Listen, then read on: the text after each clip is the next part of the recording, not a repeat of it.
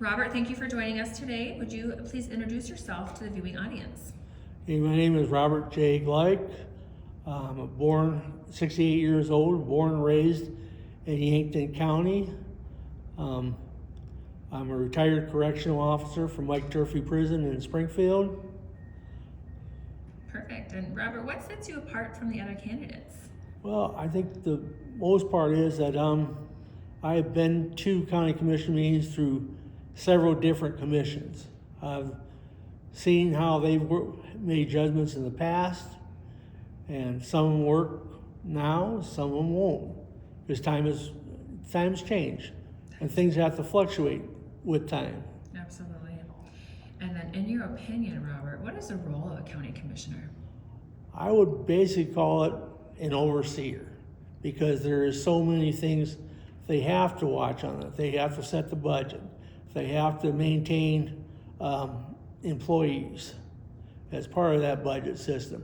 They have to turn around and make legislation such as the zoning ordinance if they're going to make adjustments to it or deny changes to it.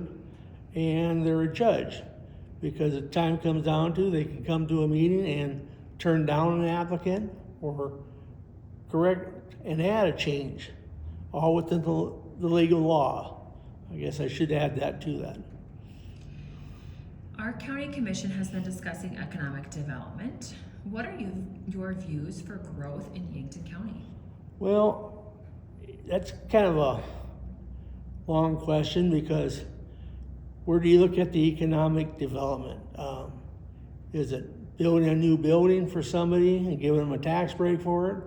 Or is it looking at our infrastructure and being a lobbyist to peer for situations like, say, for example, BY Water just announced that they're just about at capacity right now. Do we lobby peer to help them out, to lobby Washington? We had a situation up here where a grain mill wanted propane gas or liquid gas for their facility so they could advance. The local distributor here said, "I'm sorry, I can't help you because we're at max." Do we lobby to have them, peer to Washington to get some grants to help them enhance their procedures so that we can have more development on there? Because when your infrastructure isn't there, what you can build and advance is kind of hindered. Sure.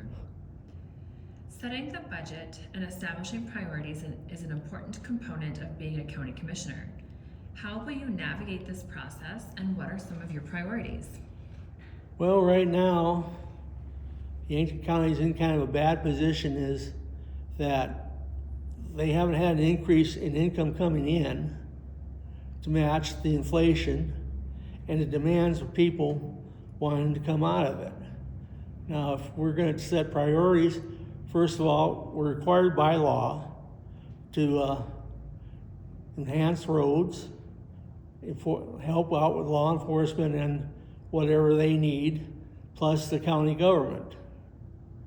One of my priorities is one of your questions down the road here is on the ambulance, so I'll stop with that right now. Okay.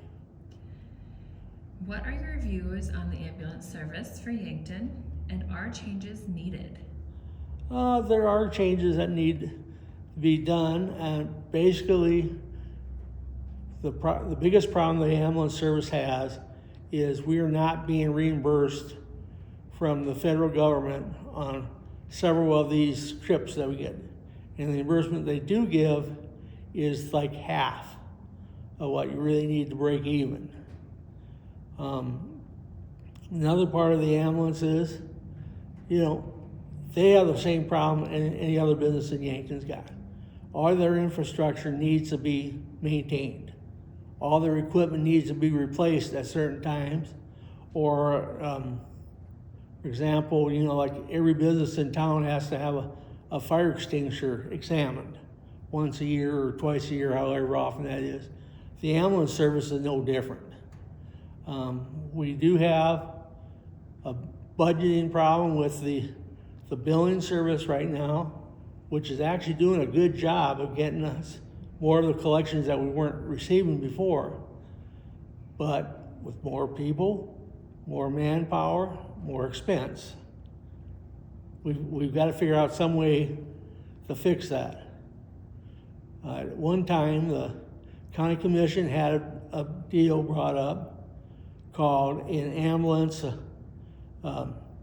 service, kind of like the fire department have it. Service was not the right word.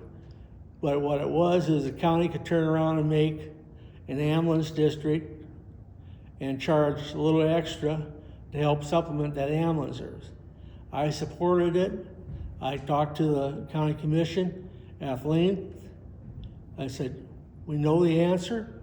Get your birds in a line here and let's get it to the people, because you can't have it without the public vote. The public has to okay that they'll agree to this. And the board never gave me any information back. The state recently approved the voters of each county to implement a half-cent sales tax to offset homeowner-occupied property tax. Do you think this is a positive option for Yankton County? And what role should county commissioners play in educating the constituents? Well, first of all, the tax going from 4.5% to 5% was due here in 2027. So the deduction they gave us, I don't know how many years back it was gonna sunset. It was gonna go away. So we're still gonna pay the 5-cent tax. I can't see a reason why we wouldn't want to have that half-cent tax, just because it will help the public. You know, they're going to charge the tax anyway. Let's get that money back to here where it can be used. Now, like a lot of it, I don't know all the details of it because I just pick up things here or there. But what it's going to come down to is that the state says this is going to be a great program. I want to see the nuts and bolts of the program before I say for sure that I wouldn't answer. Because if we go through all this process, which requires more labor again, and the most someone gets off their taxes is like $20, is it cost effective for us to maintain that program for such a little response? Because everybody that has a house gets this reduction. You know what? Yeah, you got a pot of gold over here, but as soon as the pot of gold gets down to about the bottom down there, there's no more to hand out, because it works on the sales tax issue. If we have a great, the biggest thing is the tourism, which we live on out here. If we have great tourism, it's fine. If we have a summer like where they had tornadoes and bad weather incidents happen where bridges are out so people can't get there, the public may, with high fuel prices, maybe they won't travel here. We don't know the sum of the money until it's collected. And then you've got to turn around and figure out a way to disperse it among all your taxpayers. The sheriff has been discussing the potential for a juvenile detention center in Yankton. Do you think that this is a good option for Yankton to pursue, or what other options should be explored? Well, looking in the past, and what this discussion started up there about 3 years ago, we had an incident where some children stole a car. There was like 8 of them in the car when they got caught. Every one of those kids had to be taken to Sioux Falls, since we don't have a facility here. The long and the short about it, it was like an $800,000 bill paying out to another county, which means we'll never get that money back. And we're at their whim. Like, for example, they just turned around and sent a bill out earlier this year that the rates was going to go up to like $500 a night for one individual. Now, if you only got one individual, it doesn't justify building new facility. But if they keep constantly doing it, and like I said, we're at the whim of that county that's housing these young kids, to whatever they want to set for their rates, you got to pay it. You got the transportation. You arrest a kid at 2 o'clock in the morning, he goes to Sioux Falls at 2 o'clock in the morning. We don't have a facility to hold him here. One of the parts of the new structure that the sheriff's been talking about is if, for even Yankton kids, if they get arrested, instead of having to have an officer sit in the Yankton jail with that juvenile until the parents come, if they have an option where they can sit here, that officer can get back out on the street again doing his job. And the city saves money that way because they don't have to do all the paperwork, for lack of a better word, to transfer them from their jurisdiction to the sheriff's jurisdiction. The sheriff's got to get somebody to come down. Most of these guys are part-time workers. That's how one of them come in, take them to Sioux Falls, and sometimes their adjudication just happens the next day, so that sheriff's deputy has to go up there and bring the child back down again. It's a snowball effect of expenses. What the cost will be depends on the plans they make out and all that stuff. I'm thinking he might be a little high right now on what he's forecasting. He might be right on, and I could be wrong too. You know, we don't have enough facts out there to say yes or no, but if I had to make a choice, I would say, you know, back when they built the new jail, in the word of conservatism, they decided we didn't need that feature on the new jail. Where if they had built it back when we built the jail 20 years ago, we'd have it now. We would not be throwing our money to another county to do it. So everybody had their reasons at the time when they were doing it. But to me, we would have been money ahead if they'd gone out and just done it then. Thank you. Relationships and collaboration are important within the region. What role can you play as a commissioner to help build, maintain, or repair relationships? Well, one thing I think the beginning, and it's the easiest one of all, is let's just talk to each other.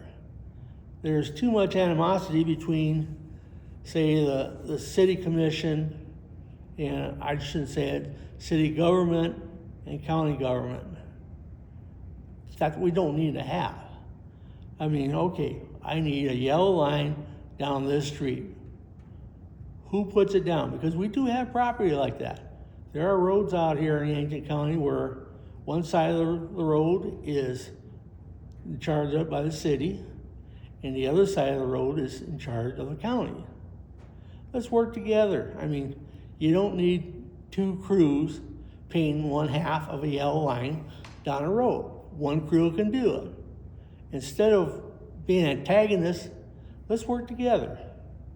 And there's other possibilities where you could have compromise and cooperation with the other, but it's too much.